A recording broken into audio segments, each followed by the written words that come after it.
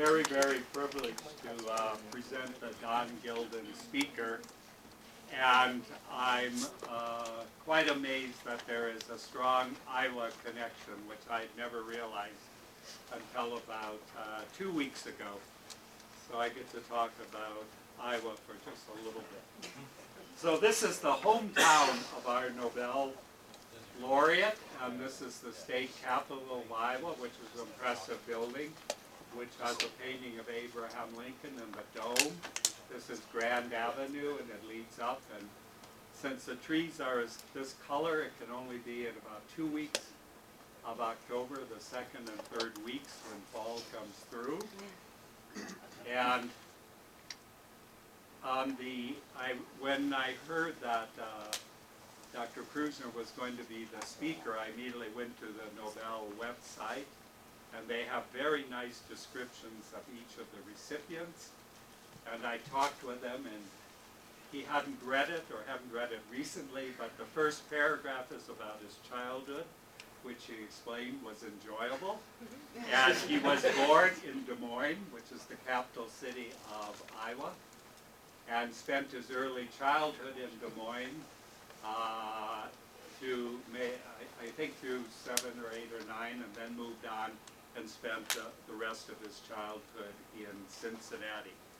Iowa has exactly 1% of the U.S. population. Our population is 3 million. Obviously, the United States is 300 million. So I was amazed to then find out that Iowa has 2 Nobel laureates who were born in Iowa. And the second one is Norman Borlaug. I think most of you will have heard of him. He's an expert in agriculture and father of the Green Revolution. But I drive a lot around Iowa, and on one of the highways, which I may drive on 6 times a year, there's a very nice large sign which says, designates the state historical site where Norman Borlaug was born. And the home is preserved, and they actually have an extra building paid for by the state with all the information about his life. So then I did an internet search of Dr. Krusner in Des Moines, and right, I didn't come up with anything. So as part of this lecture, as part of our pleasure that you agreed to speak here, if you are at all interested, I will gladly devote some time to discuss with some of the people in Des Moines whether there might be an appropriate site actually maybe for some sort of designated marker in some official building for both Nobel laureates that were born in Iowa. I really think that's quite an honor for a small state to have 2 Nobel laureates born there. And this is the Don Gilden Lecture, and so I was asked to also present a bit of information about how I knew Don over time. And this is also very interesting. I remember very well, we first met in 1985, and it was at the herpes virus workshop at the University of Michigan. And at that workshop, they had a special session on varicella nomenclature. And there were about 20 of us there, and that's where I met him. And we have remained in touch since that time. And I think for many years I would call ourselves colleagues, and then towards the last 10 years, certainly more than colleagues, perhaps less than friends. We had many, many discussions, often at herpes workshops or meetings like this, and we had I mean, science is a small world. We discovered that we were both at the University of Chicago at the same time.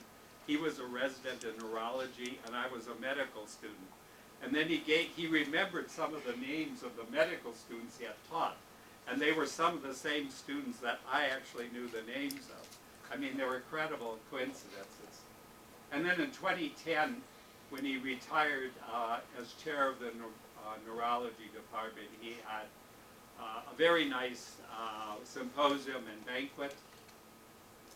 And one other aspect of his life which was presented there was his strong family life. his children gave just incredible short after-dinner talks about their dad, which was really enjoyable to hear. He also liked baseball, which is something I don't like at all, but I learned to like a lot of baseball because it was something he liked to talk about. And then I think we actually have became closer through CALS. And I remember when CALS was being organized, the very first CALS, and I talked to a few people who were at the first CALS, and I remember because he liked to telephone more than email, so he would telephone you at various times of the day, and he kept saying, will you come to our CALS? And I said, of course, CALS. I was honored then. He says, well, I want you to give the first talk, he says, because I know if you say you're going to come, you won't drop out, you're really going to come. And he says, if we can get the first talk going, the rest of the meeting will go. And for those of you who weren't there, there were about 40 people, so about half the room was full. And it ended about 3 or 4 o'clock on Friday afternoon, and all of us went home. But I think this is a wonderful legacy for him. So I'm honored to have been a colleague and friend of Don Gilden. And for a final comment, we spoke many, many times over the last 5 to 6 years of his life, and one of the comments that he made was that I had asked him, well, who was the scientist that he respected most? And he said, Dr. Prusner. So it's an incredible honor that you've come back to talk to us.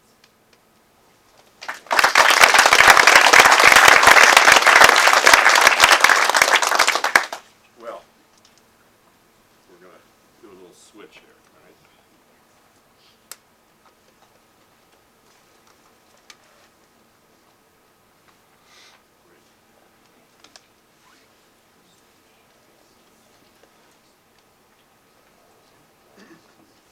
There, perfect. Okay, and that pointer, what happened to that? Here it is, right Oh, there. great. It's the top button. Right. It's the pointer. Okay, well, I couldn't be more delighted to be here and to have all this snow. It's wonderful.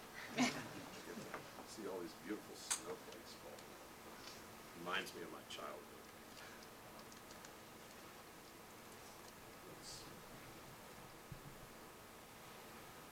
So I love the picture on your left.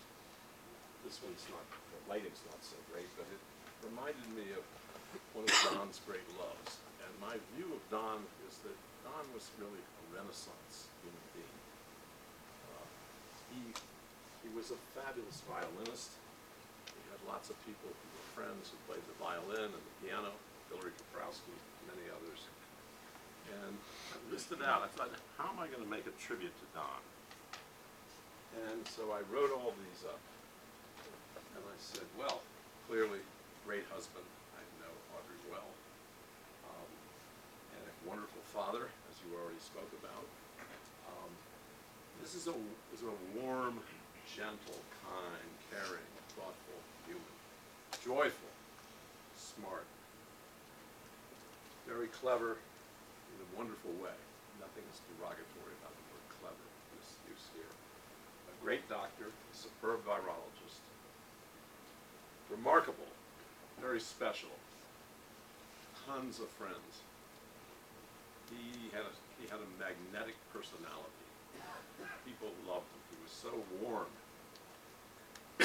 And as a neurologist, he was an outstanding physician, I can tell you that for sure. I used to send him people with EZV problems. And an outstanding physician, an amazing teacher, and I know for sure, a beloved chairman. That's not easy. Because after 10 or 15 or 20 years, you know, we know the deans, they go faster, right, down the tubes. But the chairs also go fairly fast. But he wasn't that way.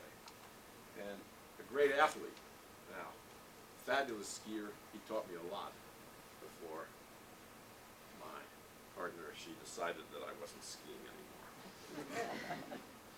But he's the king of calisthenics. I don't know whether you know that, but you know, all the time, every time I would talk to him, it was about the Canadian Air Force exercises. He did these all the time because he had to be ready to ski. the next season. He had to do something that was going to keep him going like that. And a Renaissance man, really a guy that I loved.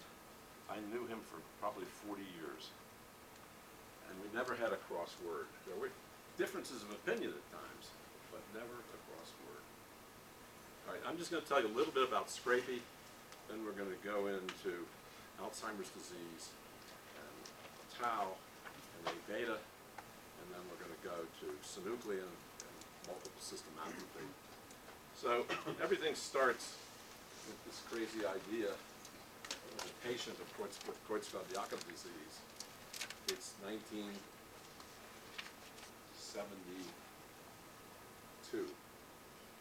and the patient dies over a 3-month period. And she spent a lot of time on the ward service, so I got to watch her decline. And I said, well, we got to find out what causes disease. We knew it was transmissible from Carlton Geiger-Second and Joe Gibbs. All right, so to skip a lot of years of my life here, about 10, it became very clear that the particle causing Creutzfeldt-Jakob disease was not a virus. It wasn't a slow virus. It wasn't an unconventional virus. It wasn't an atypical virus. It was not a virus. And one of my very good friends, Frank Westheimer, who was a very famous professor of organic chemistry at Harvard and a family friend, when I reviewed all the data with him in the winter of 1981, he said to me, Stan, you've really discovered something important, and you need to give it a name, and you need to give it a good name. And if you give it a bad name, whoever gives it a good name will be much more well known than you.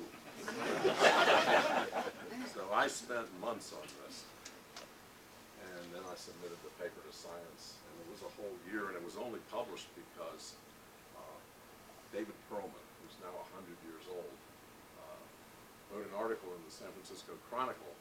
He got hold of the paper because the chancellor of UCSF wanted him to write an article about UCSF. It was 100 years old. And he said, I won't do it unless you give me Stan's paper, because I told him there would be a paper and he would like it because there was a word. But I told him he couldn't have it until it was published. It was an embargo even then. So I gave him the paper as I was told to do, had an excuse. And so this was published. And now it's quite clear this is a reasonable definition. Prions are composed of a host encoded protein that adopt alternative shapes, which become self-propagating, and most prions are enriched for beta sheet, and many assembled into amyloid fibers. So what's clear is that in science, the definition of the word gets refined, especially if you don't know everything about it from the beginning. All right, so that was 1982, and in the December of 1983, and then into 1984, when I looked at the purified preparations of scrapie prions, as I call them, they were rods. And there was a very famous virologist, many of you know who he was, Robley Williams. And Robley Williams was the first person to look through an electron microscope at a virus in the United States. The microscope was invented in Germany, but in the United States, he was the first person to see a virus. And he would describe these as rods. And what he would say to me is, these don't have the same shape. There's not one that looks like another one. They're all a little different. And he'd never seen anything like that. He would say to me, every time you look at a suspension of viruses, they're all the same for one particular virus. And so I was paging through a book on the electron microscopy of proteins, and there was a chapter on amyloids. And I said, oh my God, these look the same. And I showed it to him the next day. And he said, well, the picture in the book looks more like your stuff than it does. And he had a great sense of humor. So then I got George Glenner to help me. He was on sabbatical at UC San Diego, and we did a Congo red stain. That's bright field polarized light, which is typical of amyloid. And green becomes gold, and gold becomes green as you rotate the preparation. And Glenner, when he looked at this, I thought his eyes were going to drop out. He couldn't believe his eyes, because he had been working on amyloid of Alzheimer's disease, and he was ready to publish. And very shortly after that, in BBRC, in 1984, he published the amino acid sequence, because it's only 40 amino acids. It wasn't a giant feat to do this, but he had the mind to do it. And he did it for Down syndrome, and he did it for Alzheimer's disease. So all of this, and this comes from Don, but secondhand. So Don is a very good friend, Hilary Kaprowski, because Don knew him from Philadelphia, a very famous virologist, and also he was a concert pianist before he was forced to leave Italy and Poland during World War II. And so it was through Hilary that through Don, I got to know Hilary, and this came from Hilary because we were sitting in a meeting somewhere, maybe it was Phoenix. In California, we don't look at those kind of states. They're too small. Sorry, guys. It was supposed to be funny. No one laughed but me. So I'm sitting there, and I'm listening to somebody present all my work. And Hilary looks at me, he says, "This is ridiculous. I'm going to send you something, and I want you to read it." And it said, first, it's impossible and uninteresting. Maybe it's true, but it's of little interest. Third, it's true, and I told you so. And fourth, I thought of it first. Okay, I have to move a little faster. Well, this is the protein, the PRP protein of scrapie, of CJD, GSS, DSE. This is a PRP plaque. And it's also Kuru plaques, reported by a guy just at Gibbs. And, oh boy, I don't know the name of the pathologist, sorry. It'll come to me later. That's my name problem. So here's the Alzheimer's plaque. That's A-beta. Of course, this is the tau tangle filled with pterid helical filaments. And you see this in all these frontotemporal dementias and CTE, and of course in Alzheimer's disease. And this is an area where we've made a big contribution to the work of Parkinson's and multiple system atrophy. This is synuclein, this halo stain, and that's a Lewy body, and glial cytoplasmic inclusions are found in multiple system atrophy, and I'll have a lot more to say about that a little later. All right, so an overview of prions. There are functional prions. This is Eric Kandel's work on memory, innate immunity. There's a lot of different people involved in this, and this is just a small piece of what I think will be a much, much bigger story eventually. And fungal prions that were first found by Reed Wickner. And these are all in yeast, and also in a couple of other fungi. And now we know about these four proteins. Pathogens, PRP scrapie, A-beta, and tau, and alpha-synuclein. So I'm going to just give you a little introduction to therapeutics. It's just 3 slides. It's about PRP, but we're not going to come back to PRP. But we were very successful. Now we used Western blots and ELISAs. We didn't use an instrument like this, but this will come back many times, and you'll see all these little puncta, these little green dots. And I'll show you much more about that later.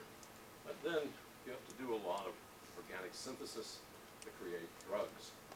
And you need an animal model, and you need a very good animal model, because if you have a poor animal model, you're for sure never going to make an effective drug.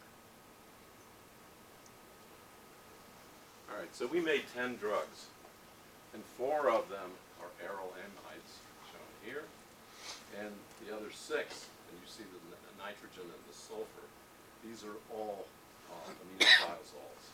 And then these are drugs made by other people that are about the same efficacy. So let me just show you what that looks like. So this is the standard test, which is to compare a vehicle to the treated animal, and at time 0, you inoculate with scrapie prions. So you see a doubling of the incubation time. And this is Kurt Giles' work. And then what happens is if you don't give the drug for 60 days, and now you begin the drug about the same incubation time. What's dramatic here is that if you give the drug for 2 weeks before you inoculate, the animals live 450 days. So it's, for all intents and purposes, it's a cure. Let's now focus on Alzheimer's disease. So in the US, there are about 5.5 million people with the disease. About 500,000 people die each year. And the steady state is just going up slightly.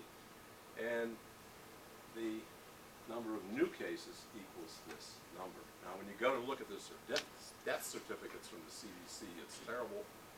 I got a bunch of people together. I thought I could get them to write one paper where they would all agree. These are epidemiologists. But anyway, it ended up about 3 or 4 different papers, but it's all out there. And I'll show you a little bit of that in a moment. It came from that work. So Alzheimer's disease costs our nation about $200 billion, not million, $200 billion to take care of all of these people.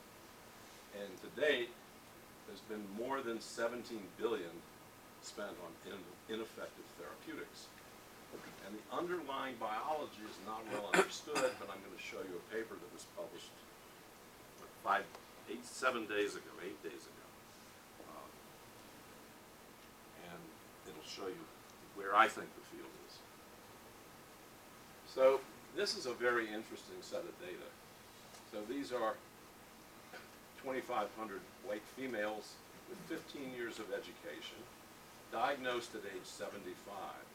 And the red predicted survival after the diagnosis of Alzheimer's disease, and the blue predicts survival without Alzheimer's disease. So it's much better to be without Alzheimer's disease than to have it.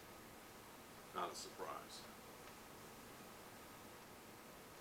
The key enzymology in all of this is the APP protein of about 800 amino acids.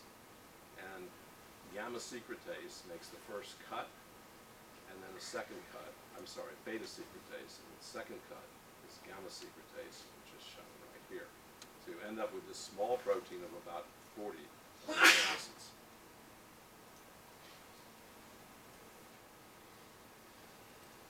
We now know of a couple dozen mutations in this little tiny protein. Now the cleavage of gamma secretase is not very sharp. So the first cut is beta secretase right here. There's no other, so that, excuse me. So this is the N-terminus of A beta, and it's uniform. But out here you see there are all these different cuts, and they have tremendous influence because there are lots of mutations that have been found in these longer forms of the protein. Now, as I mentioned, Carlton Gajusek and Joe Gibbs were the ones who first transmitted Kuru and CJD to monkeys and apes.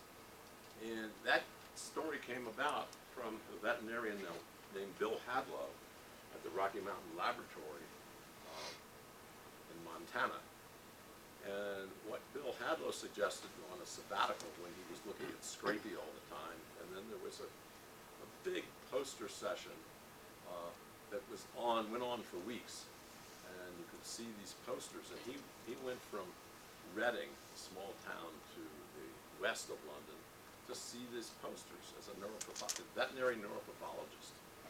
And he said, well, what should happen is people should take the brains of people who die of Kuru and inoculate the closest relative, and maybe it'll all turn out like sheep scrapie. And that's exactly what was done by Gajusek and Gibbs, because they were nowhere until that paper was published by Hadlow. All right, so there were lots of studies injecting monkeys and apes with Alzheimer's disease brain, and none of them ever turned out to be positive. They couldn't be reproduced. All right, and then the amyloid study that I told you about and showed you, the electron microscopy and the Congo red dye, was the next piece in this puzzle. And then in the 1990s, it was Rosalind Ridley and Harry Baker working in England at Cambridge.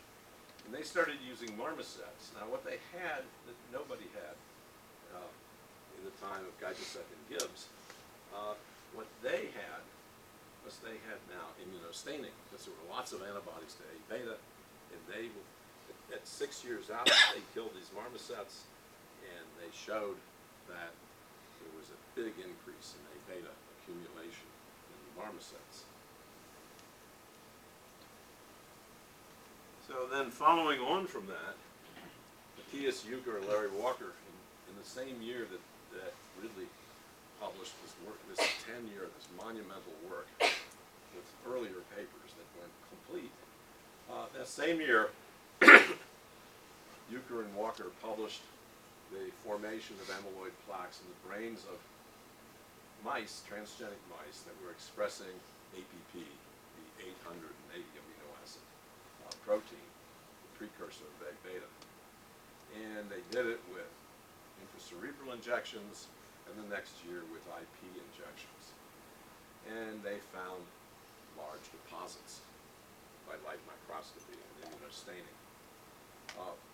Then we performed a set of experiments, and what we did was we used their mice, and then we crossed them with mice that were expressing luciferase under the control of the GFAP promoter, which is found in astrocytes. And so we now started to make lots of luciferase, and every 2 weeks we injected luciferin into their bellies, and the mice would light up if the injection was productive. Then later on in 2011 and 12, work from Houston and other places in the United States. Some of this was by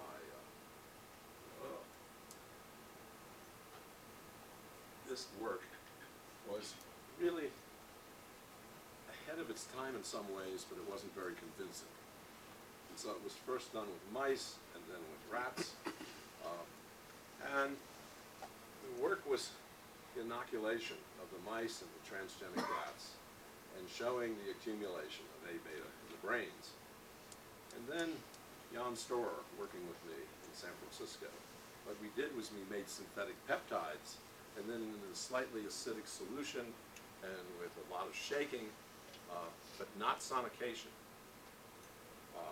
So we then showed that we could inoculate the animals, and we would get large amounts of A-beta being produced, and lots of fibers, and we would get strong bioluminescent signal.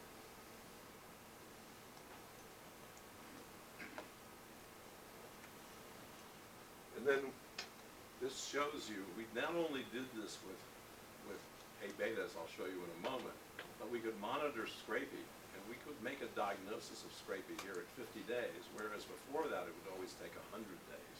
So this is a wonderful technique, as you can just repeatedly put the animals in a spectropolarimeter, and you now capture the light after you activated the system by giving luciferin, so you now see a lot of light released right through the skull. You shave the skull. If you do this with black 6 mice, it's not so good. So you need to cross them with albino mice, and then you really get great data. So then we did this with A-beta, not in addition to scrapie, and you can see that we weren't going to get anything until we did this kind of technique, because we got data much earlier. The accumulation of just the A-beta peptide into plaques happens after 450 days. So this really made it possible for us to see things that we didn't know about.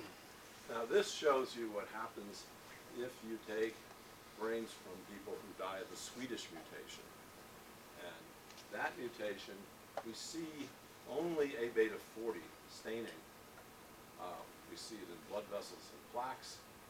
And if we use the Arctic mutation, then what happens? We see A-beta 38 and A-beta 40, and when we transmit this to these same mice that I was telling you about, the APP23 mice, you see the maintenance of the A-beta 38.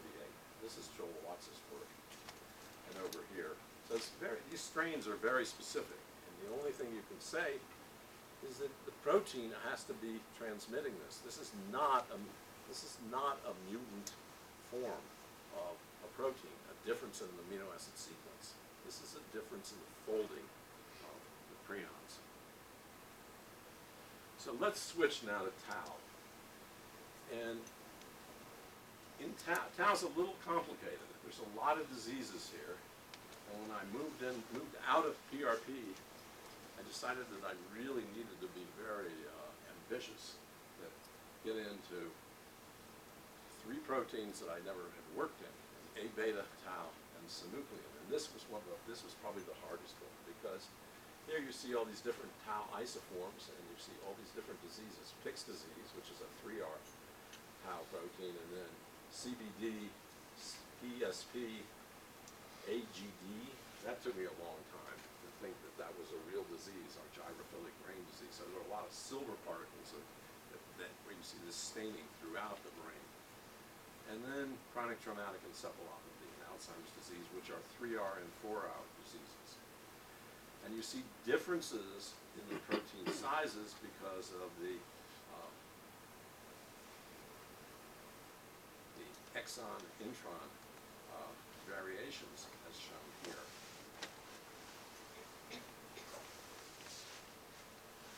And this is a slide from Michel Godert showing you that here's Alzheimer's disease and the 3R, 4R isoforms, and you see these huge tangles in Alzheimer's disease. Here's our gyrophilic brain disease, and you see all these little collections, these small collections of silver deposits with binding to tau. And then Pick's disease has these collections that are perinuclear. They're not at all tangles. You would never say there was anything similar. And these are called Pick bodies.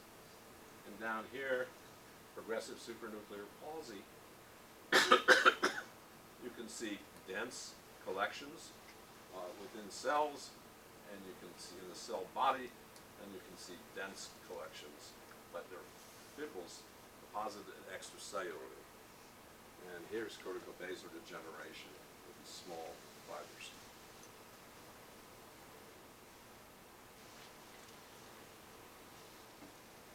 Now, in the beginning, this field was a mess. And part of the problem was that there was no good animal model. But Michel Godert and Marcus Tolmé from Britain and from Switzerland, they started this work, and it was hard to believe that this really was true, because the deposits weren't very characteristic of neurofibrillary tangles. But over time, with mutations, and not just wild-type tau, the deposits became more clear. And then, as I'll show you in a moment, you can kill the animals, and with these cultured cell assays, you can prove beyond a shadow of a doubt that these are transmissible. So this shows you a cultured cell assay, and here are all these little puncta, and you use Mark Diamond, who's now in Texas. He was in San Francisco, and then Washington University in St. Louis, and now it's UT Southwestern. So what Mark did was he made a fusion protein between YFP and tau, a piece of tau, what's called a K18 piece, but he added a few more amino acids because he had better data. And what that is able to do is to then show you that tau prions force the clumping of new prions, but those new prions are fusion proteins that are tau and YFP. And when YFP comes together, you can now see this signal, which is visible in the microscope, the light microscope. So this is just a little diagram. So we have the tau protein, the misfolded tau protein. It recruits more of the normal tau protein. It forms these large aggregates. filaments, they're organized beta sheets. Of course, they stain with Congo red dye, which show birefringence, and of course we call these tangles, or neurofibrillary tangles. So this is showing you what I told you a moment ago is this fusion protein with several mutations that cause familial tauopathies and the yellow fluorescent protein. And this is really a very, very good approach. But what you worry about is you worry that this protein of 235 amino acids is giving you data which is not correct. So we now have been able to repeat some of this work, and we've used time-resolved fluorescence or FRET, and that works pretty well. So I think there are not a lot of artifacts so far with this data.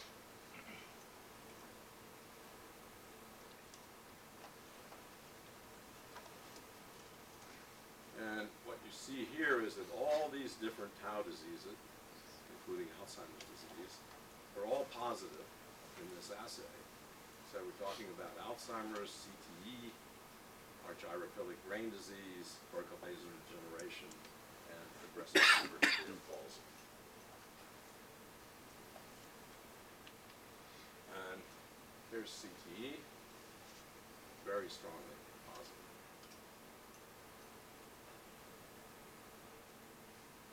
All right, now, this is the beginning of a paper that we published on the 1st of May, 13 months after we submitted it to Science Translational Medicine.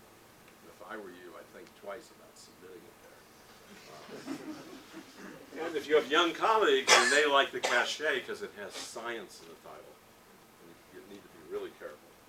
So, Atsushi Oyaga, who is an associate professor who spent 2 years with us because we have a collaboration with Daiichi Sankyo, and I'm not going to be able to tell you much about. I'll tell you a little bit about the therapeutics work, but not a lot because it's going well and the lawyers are really hovering. So they want very little in the way of prior art exposed.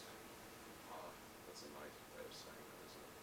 So what he did was he made all of these variations in A-beta for the Arctic, the Dutch, the Osaka mutation, and we use synthetic peptide. We also use the transgenic mouse brain.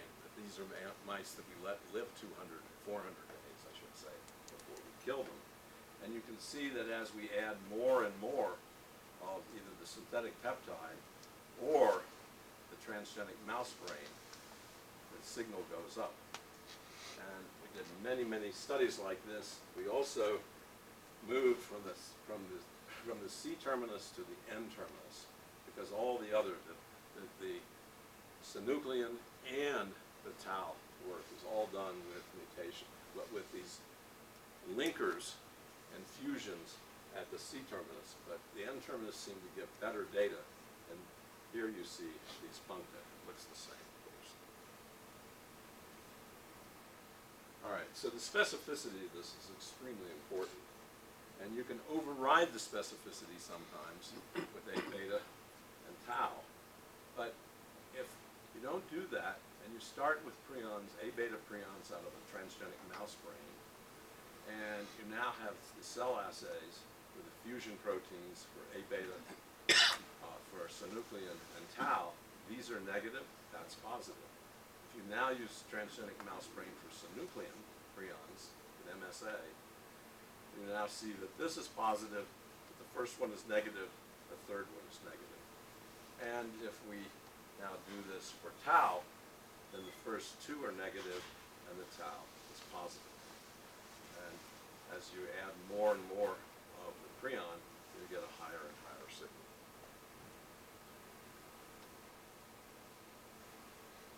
So I'm a little bit behind. When this data was put together, and I looked at it for the first time, and all of its beauty, I was blown away. I've never seen a piece of data like this before. So what have we done? So we now use these assays, these 3 assays. We've taken frozen brain from about 150 different people who died, of course. And here are the frontotemporal dementia and MSA. in the A-beta and tau assays, the controls are negative. For people who died of MSA, they're negative. And with frontotemporal dementias, PSP and CBD, negative for A-beta, positive for tau. Okay, over here, this is cerebral amyloid angiopathy. This is an A-beta disease. And you see A-beta is positive for the sporadic form of the disease, negative for tau. These are not significant right here. The same is true for the familial form of the disease, positive, but there are a couple that are high here. These are all inherited. This is only from the Flemish mutation in cases of CAA.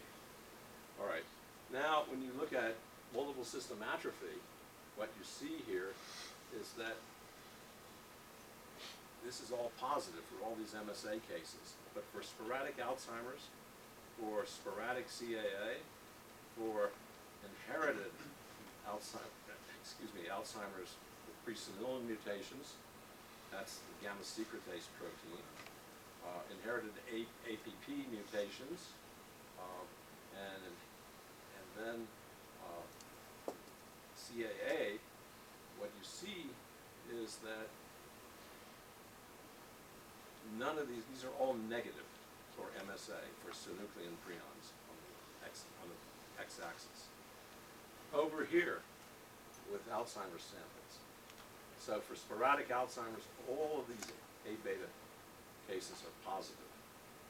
With tau, they're all positive, and I'll show you what happens in people, a few people with sporadic tau in a moment. And then with APP mutations, all of these are positive, and all of these are positive for tau prions. And for A-beta, for presenilin mutations, they're all positive and positive. So this just blew me away that there were no outliers in all of this. None of these are contrary to what you would think. And if you now plot the tau prion load on the y-axis against the A-beta prion load on the x-axis, you see that there's a correlation. And 0.45 or 0.5 looks pretty good compared to the ones I'll show you, but then it gets better a little later. And of course here are the CAA cases, and here are the tau, the tauopathy cases. So now, if you look, what I haven't told you already is that the people from whom these samples were taken ranged in age from 37 to 99. And here are the presenilin cases, and we're looking at A-beta prions, and then the APP mutations, and then the sporadic cases out here, the older people.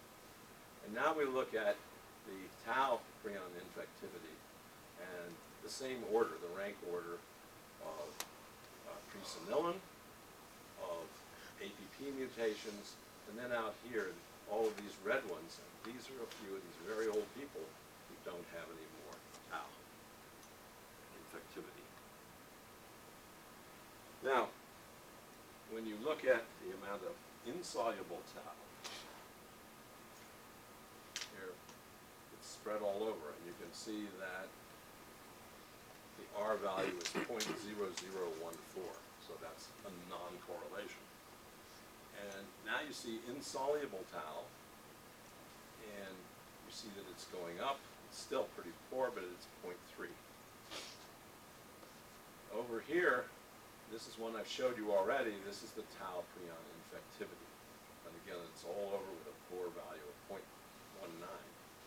So what Bill DeGrotto did, who's the second to the last author on the paper, is he took each one of these times, these ages, and he took the red point, meaning the mean, at that age, and he now divided that into each one of these tau prion infectivity points.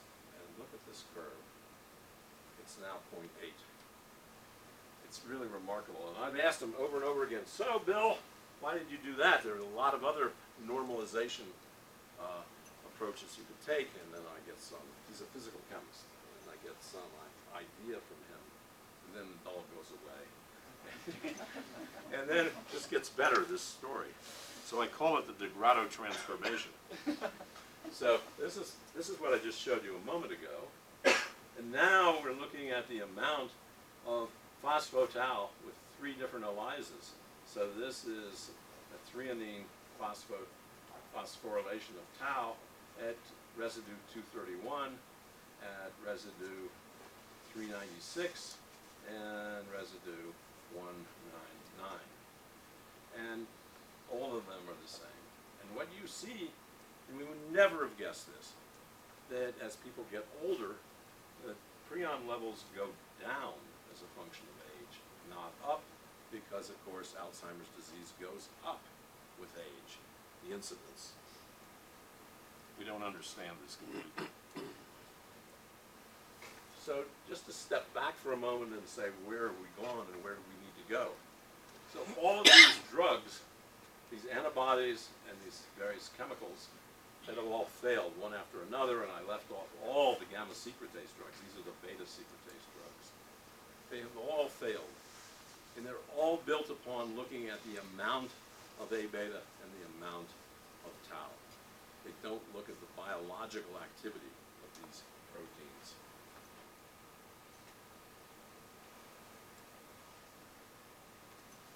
So at the moment, we don't really have any effective drugs for neurodegenerative diseases. So spinal muscular atrophy is the exception. That's in babies, and then into, you live into